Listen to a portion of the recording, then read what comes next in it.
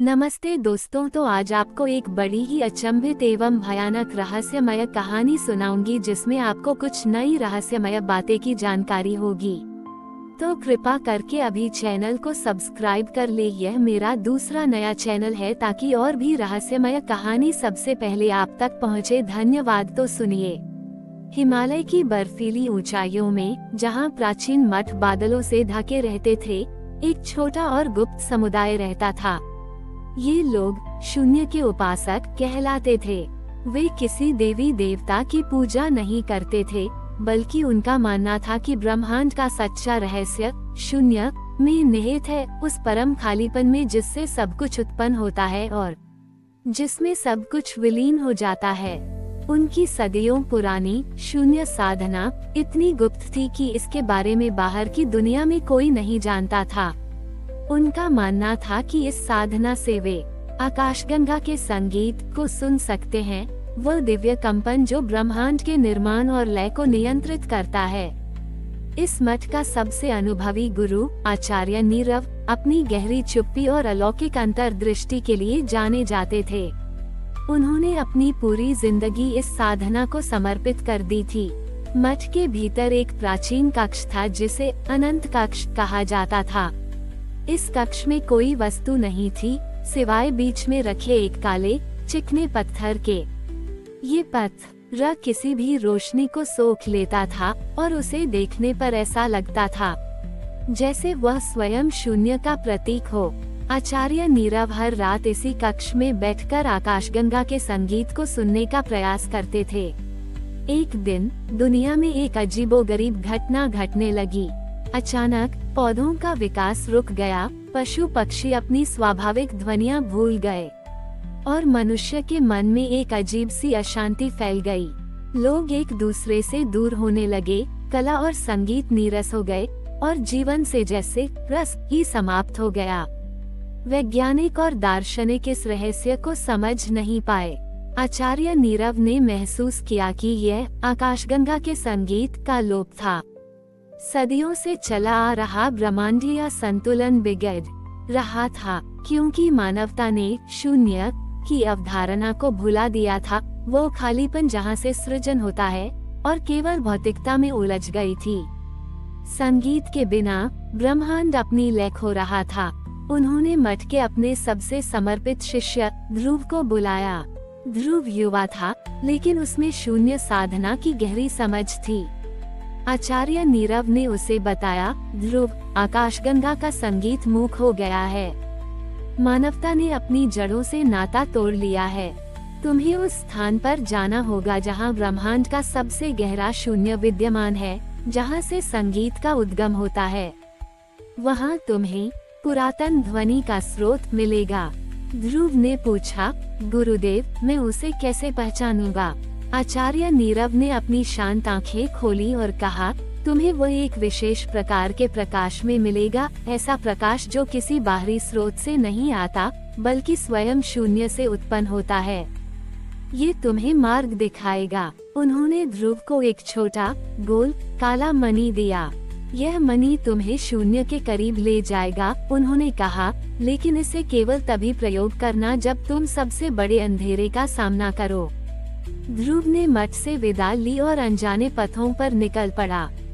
उसकी यात्रा उसे घने जंगलों, बर्फ से ढके पहाड़ों और विशाल सूखे रेगिस्तानों से होकर ले गई।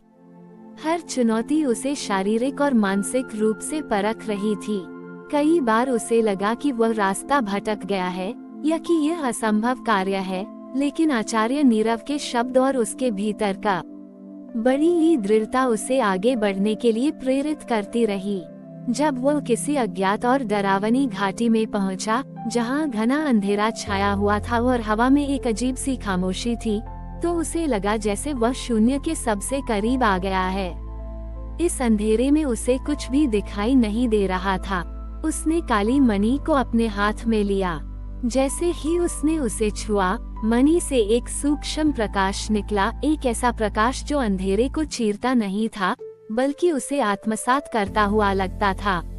और उस प्रकाश के भीतर उसे एक धुंधला सा पथ दिखाई दिया, जो एक गहरी गुफा की ओर जा रहा था।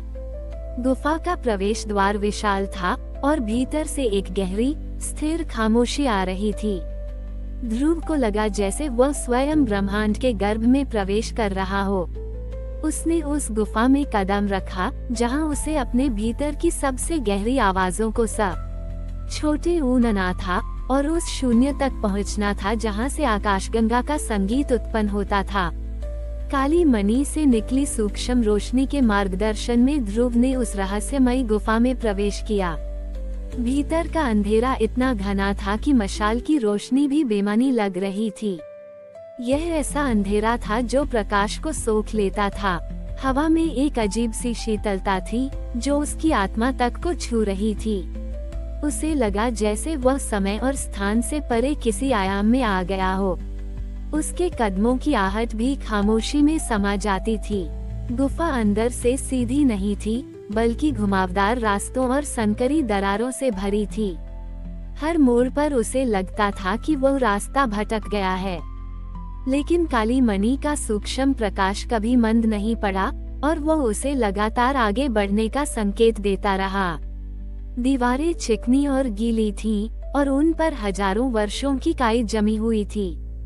जैसे जैसे वह गहराई में उतरता गया, उसे महसूस हुआ कि आसपास की हवा में एक अजीबोगरीब कंपन बढ़ रहा था, जो पहले बहुत हल्का था पर अब स्पष्ट महसूस हो रहा था।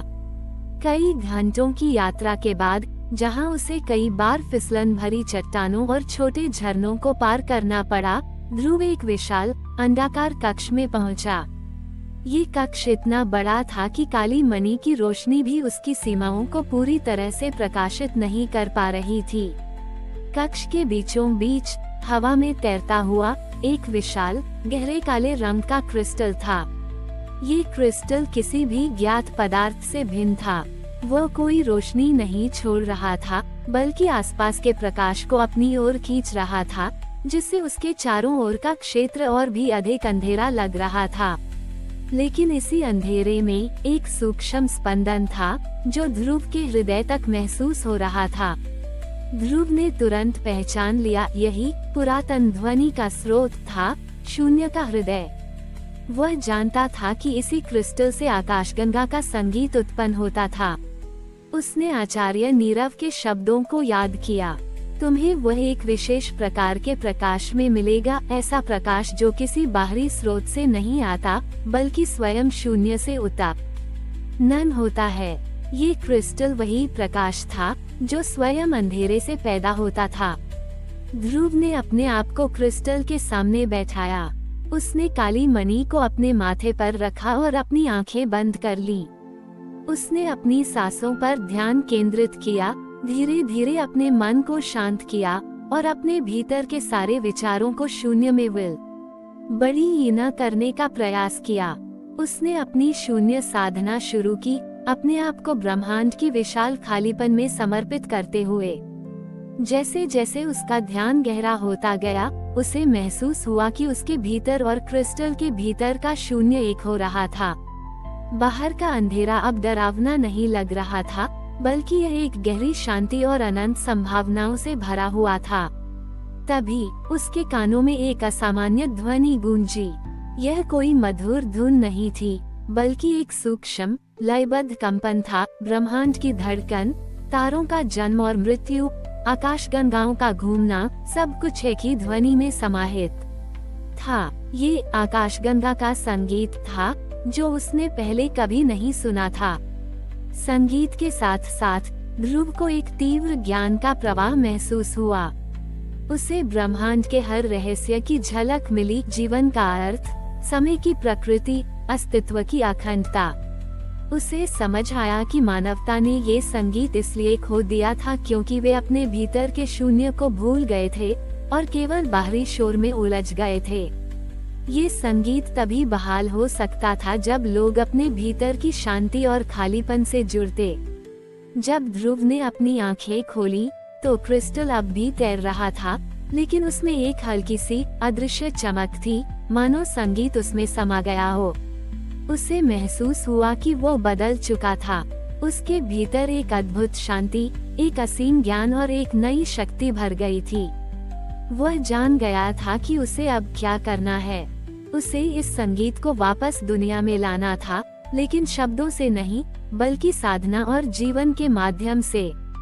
ध्रुव ने क्रिस्टल को प्रणाम किया और गुफा से बाहर निकलने की यात्रा शुरू की।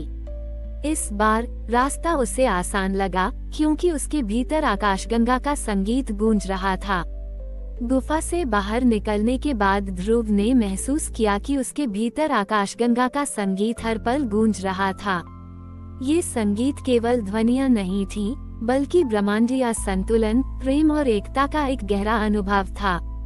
अब उसका लक्ष्य इसे दुनिया में वापस लाना था, लेकिन वह जानता था कि यह शब्दों से नहीं, बल्कि जीवन के माध्यम से ही संभव होगा। वह वापस अपने मठ में आचार्य नीरव के पास लौटा। आचार्य नीरव, जो अब और भी वृद्ध और शांत हो चुके थे, ने ध्रुव के चेहरे पर वही अलौकिक चमक और शांति देखी जो उन्होंने कभी स्वयं के भीतर महसूस की थी। बिना एक शब्द बोले आचार्य ने ध्रुव का माथा चूमा, मानो वे जानते थे कि ध्रुव ने क्या प्राप्त किया है। ध्रुव ने मठ में शून्य साधना को एक नए रूप में प्रस्तुत किया। उसने शिष्यों को सिखाया कि आकाशगंगा का संगीत केवल ब्रह्मांडीय घटना नहीं है, बल्कि यह हमारे अपने भीतर भी मौजूद है। उसने ध्यान, मौन और आंतरिक चिंतन पर जोर दिया। उसने उन्हें सिखाया कि कैसे अपने मन के अनावश्यक शोर को शांत करके वे उस शून्य तक पहुंच सकते हैं जहां से वास्तविक ज्ञान और शांति का उद्गम होता है। धीरे धीरे मठ के भीतर एक परिवर्तन आया। शिष्य अब केवल बाहरी अनुष्ठानों पर ध्यान नहीं देते थे, बल्कि वे अपनी आंतरिक यात्रा पर अधिक केंद्रित थे। जैसे जैसे वे अपनी साधना में गहरे उतरते गए, उन्हें भी अपने भीतर आकाशगंगा के संगीत की सूक्ष्म प्रतिध्वनि महसूस होने लगी। वे अब केवल सुन नहीं रहे थे, बल्कि वे स्वयं उस संगीत का हिस्सा बन रहे थे। मठ से बाहर दुनिया में अभी भी अशांति और असंतुलन बना हुआ था, लेकिन ध्रुव ने कोई बड़ा आंदोलन शुरू नहीं किया। इसके बजाय उसने छोटी छोटी पहल की। उसने गांव वालों को सिखाया कि कैसे वे अपनी दैनिक गतिविधियों में भी जागरूकता ला सकते हैं, जैसे पानी पीना, भोजन करना या खेती करना। उसने उन्हें प्रकृति के साथ एक गहरा संबंध बनाने के लिए प्रेरित किया, ये समझाते हुए कि प्रकृति स्वयं शून्य और संगीत का एक जीवंत प्रतीक है। अचानक एक अजीबोगरीब घटना घटने लगी। जिन पौधों का विकास रुका हुआ था, वे फिर से बढ़ने लगे।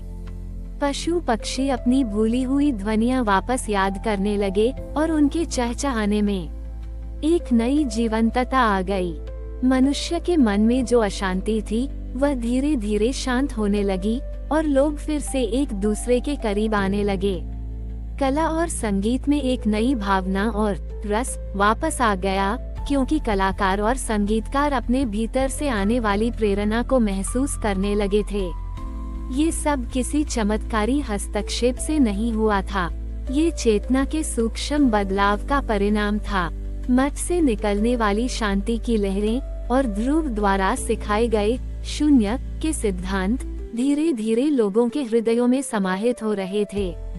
लोगों ने समझना शुरू कर दिया था कि सच्चा संगीत बाहरी शोर में नहीं, बल्कि आंतरिक मौन में निहित है। आचार्य नीरव और ध्रुव, जिन्होंने आकाशगंगा के संगीत को फिर से बहाल किया था, ने कोई भव्य मंदिर नहीं बनवाया, न ही कोई नया धर्म शुरू किया।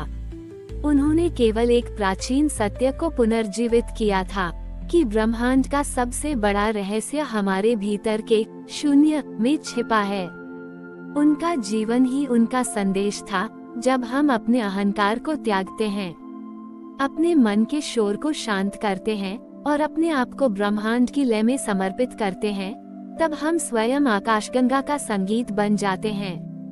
ये कहानी यहीं समाप्त होती है, एक ऐसे संदेश के साथ जो समय और स्थान से परे है और जो हर युग में प्रासंगिक बना रहेगा कि शांति, संतुलन और सच्चा ज्ञान कहीं बाहर नहीं, बल्कि हमारे अपने भीतर के उस शून्य में स्थित है, जहां से ब्रह्मांड का शाश्वत संगीत प्रवाहित होता है। हमारी और भी आध्यात्मिक एवं अनोखी कहानियां देखने के लिए हमारे चैनल पर जाएं तथा धार्मिक एवं पौराणिक अनोखी कहानियां हमारे चैनल पर है। कृपया जाके देखें तथा हमारे चैनल को सब्सक्राइब करके रखें और वीडियो लाइक जरूर करें। धन्यवाद।